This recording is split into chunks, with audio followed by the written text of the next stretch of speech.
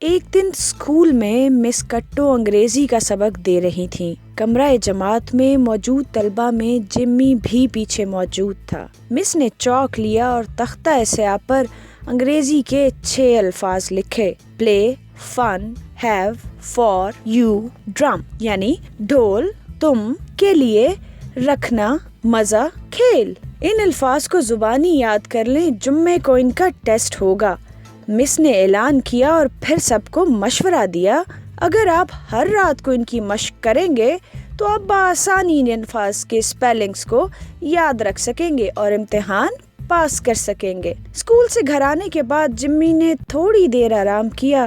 شام کو اس کے گھر کی بیل بجی۔ دروازے پر ببلو گوہر موجود تھا۔ ہیلو جمی، کیسے ہو یار؟ ببلو نے گرم جوشی سے پوچھا۔ میں ٹھیک ہوں، جمی نے جواب دیا۔ ببلو بولا، میں کچھ پرانی مشینیں خریدنے کباڑیے کی دکان پر جا رہا تھا، سوچا تمہیں بھی ساتھ لیتا چلوں، شاید تمہارے مطلب کی بھی وہاں سے کوئی چیز مل جائے۔ جمی جانتا تھا کہ اسے مس کٹو کے ٹیسٹ کی تیاری کرنی ہے، پر اس نے سوچا کہ ٹیسٹ کی تیاری تو ہوتی ہی رہے گی، کیوں نہ کباڑیے کی دکان کا چکر لگا لیا جائے۔ ہاں کیوں نہیں، میں بھی تمہارے ساتھ چلتا ہوں۔ اس نے فوراً ببلو کے ساتھ چلنے کی حامی بھر لی۔ جب وہ دونوں کباڑیے کی دکان پر پہنچے تو جمی کو وہاں پر ایک ڈرم پڑا ہوا نظر آیا۔ وہ اسے دیکھ کر بہت خوش ہوا۔ اس نے فوراً ہی اس کی قیمت ادا کی اور خرید کر گھر لے آیا۔ اس نے ڈھول بجایا تو اسے بہت اچھا محسوس ہوا اور وہ رات گئے تک اسے بجاتا رہا۔ منگل کے روز للی اور بنٹی اس کے گھر آ دھمکے۔ بنٹی اور میں نے گھر پر چاکلیٹ کے بسکٹ تیار کیے ہیں، بہت خستہ اور مزیدار ہیں، کیا تم چکھنا چاہو گے؟ للی نے پرجوش انداز میں ایک ہی سانس میں سے بتایا۔ جمعے کو میرا انگریزی کا ٹیسٹ ہے، مجھے اس کی تیاری کرنی ہے، جمی نے کہا، مگر میرا خیال ہے کہ وہ ٹیسٹ زیادہ مشکل نہیں ہوگا، میں اس کی بعد میں بھی تیاری کر سکتا ہوں۔ یہ کہہ کر وہ للی کے گھر کی طرف چل دیا اور چاکلیٹ کے بسکٹوں کا خوب مزہ لیا۔ وہاں سے واپس آنے کے بعد جمی نے تھوڑی دیر ڈرم بجایا، پھر اس سے اکتا کر اپنا ہارمونیکا بجایا اور نہ جانے کب اس کی آنکھ لگ گئی۔ بدھ کی شام کو وہ گوپی ریچھ کے ساتھ تتلیاں پکڑنے چلا گیا اور جمعرات کی شام کو اس نے جمپر کے ساتھ سائیکل ریس کا لطف اٹھایا۔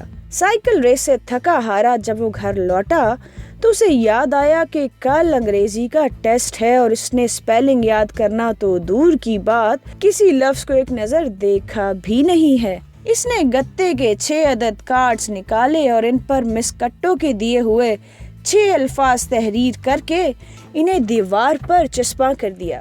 جمی نے انہیں زبانی یاد کر کے لکھنے کی کوشش کی، لیکن الفاظ کے حروف تہجی آپس میں گڑمڑ ہو گئے۔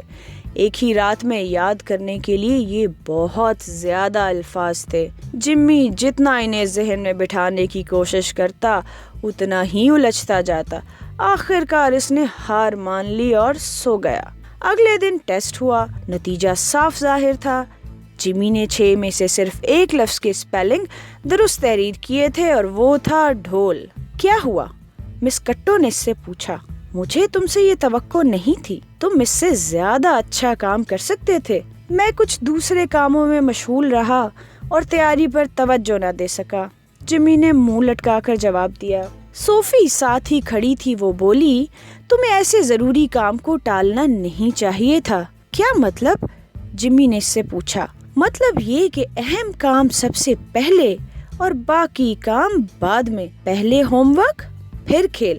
مس کٹو نے صوفی کی ہاں میں ہاں ملائی اور جمی سے کہا، اگلے جمعے یہی ٹیسٹ دوبارہ تیار کر کے آنا اور اس بار وقت برباد نہ کرنا۔ جمی گھر چلا گیا۔ اس نے اپنے ڈرم کی جانب دیکھا۔ دھم دھما دھم، اس نے اس کی تھاپ اپنے کانوں میں محسوس کی اور پھر اس نے دیوار پر چسپاں 6 الفاظ پر نظر دوڑائی۔ ٹرن ٹرن، گھنٹی بجی۔ دروازے پر صوفی کھڑی تھی۔